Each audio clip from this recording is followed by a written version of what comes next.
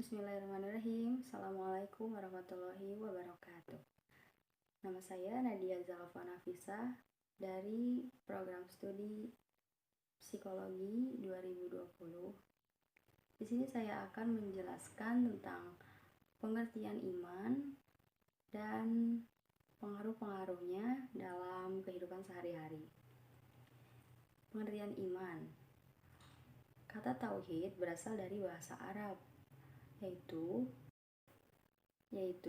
wahada yuwahidu wahidan, yang artinya mengakui bahwa sesuatu itu satu. Contohnya, percaya bahwasanya Allah itu satu.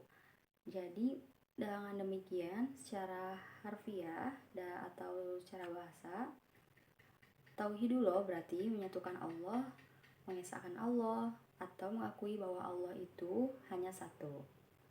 Sedangkan secara istilah, tauhidullah bermakna mengesahkan Allah dalam hal-hal yang merupakan kekhususan bagi Allah, serta tidak menyekutukannya dan menjauhi semua hal larangannya.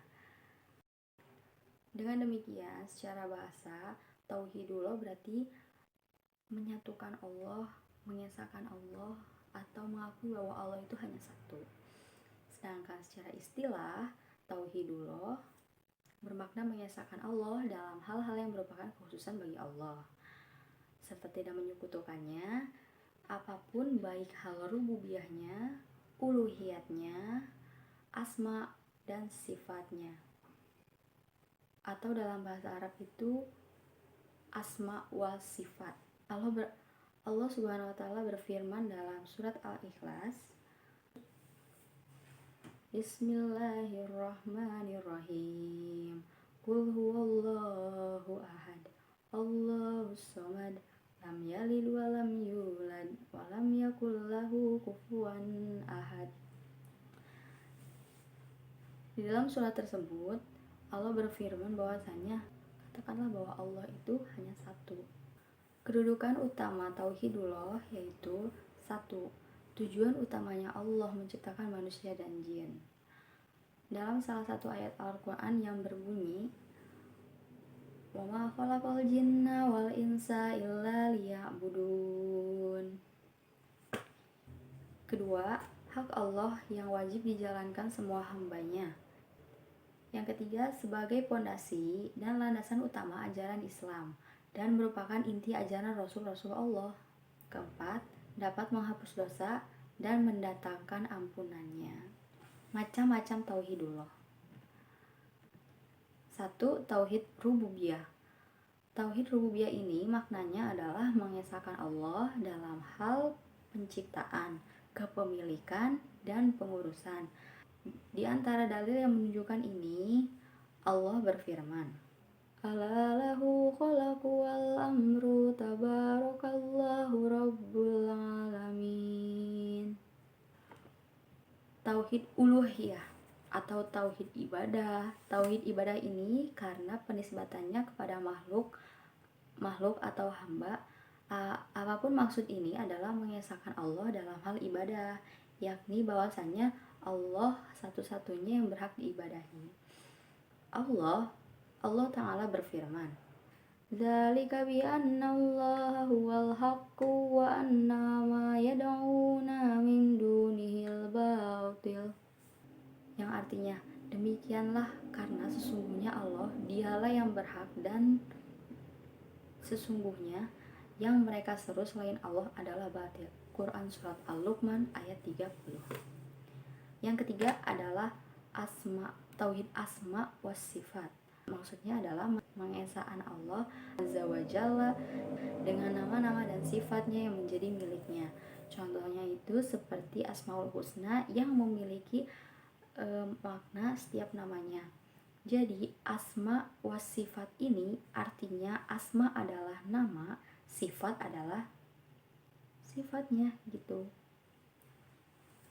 Jadi Asmaul Husna itu kan memiliki nama dan juga artinya dan juga sifatnya, maka disebutlah asma wa sifat.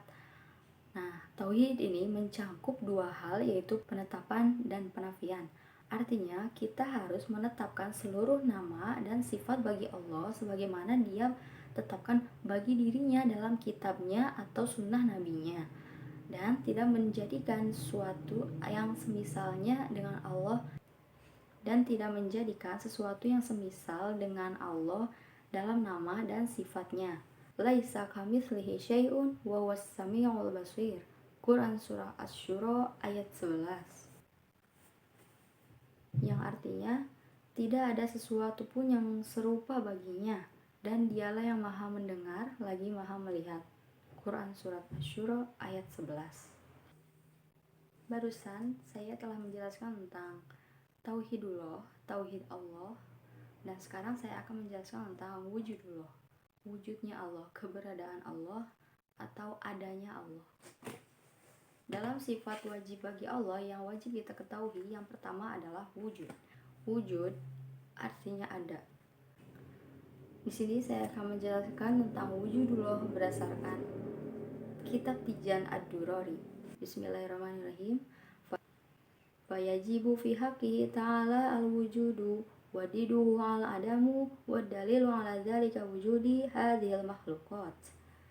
Jadi, wajib bagi haknya Allah Ta'ala adalah sifat wujud, dan perlawanan dari sifat wujud yaitu al-adamu. Al-adamu yaitu artinya tidak ada. Dalil ala dzalika wujudi, dalil dalam sifat wujud hadhil makhluqat, yaitu adanya makhluk-makhluk di sini, adanya makhluk-makhluk di bumi itu adalah bukti bahwa Allah itu ada.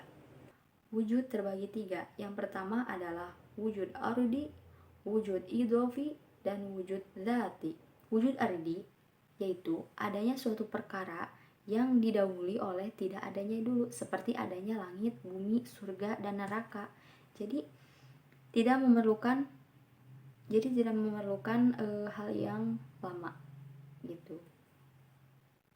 Jadi ini baru, kayak surga itu nggak ada keturunannya gitu. Wujud zati atau hakiki, adanya suatu perkara tidak bersandar atas perkara lain, juga tidak didahului oleh tidak ada dulu serta tidak diujungi oleh tiada, yaitu adanya zat Allah. Karena adanya wujud zati ini, maka Allah itu tidak bersandar atas adanya alam, walaupun alam tetap ada. Tetapi Allah tersifat oleh sifat wujud. Wujud begitu pula bahwa wujud Allah buka wujud arudi. Artinya wujud adalah tidak didahului dan tidak diujungi oleh tiada. Adalilu ala dzalika sifat, yakni wujudu ala hadhil makhluqat. Wa dalilul naqli min dzalika sifat, Allahul ladzi khalaqas samawati wal ardu wa ma bainahuma. Allah yang menciptakan langit dan bumi, apa yang ada di antara keduanya. Jadi pada intinya wujudullah ini adalah sifat wujud bagi Allah, salah satu sifat wajib yang dimiliki oleh Allah yang artinya ada.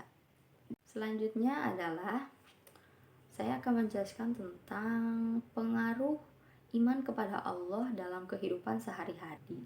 Menurut Dr. Andus Masfuh Zuhdi dalam karangannya yang berjudul Studi Islam, ia mengemukakan beberapa pengaruh iman kepada Allah terhadap kehidupan seorang, yaitu 1. Iman kepada Allah mendorong seseorang untuk bertakwa kepadanya dan menjalankan hal yang diperintahnya dan menjauhi larangannya. 2.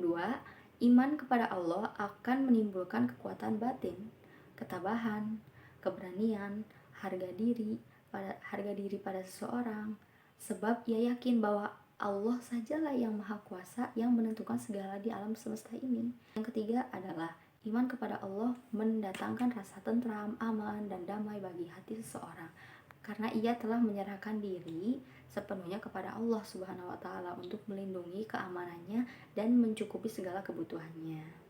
Salah satu pengaruh iman kepada Allah adalah menjauhkan seorang dari perbuatan maksiat, karena ketika dalam hatinya memiliki benteng atau pondasi tauhid yang kuat, iman yang kuat, tauhid itu iman yang kuat, maka ia akan tidak mudah terpengaruh dalam berbuat maksiat. Malahan dia tidak akan mau diajak bermaksiat karena dia memiliki pondasi iman yang kuat di dalam dirinya, baik itu dari bisikan setan maupun dari hawa nafsu.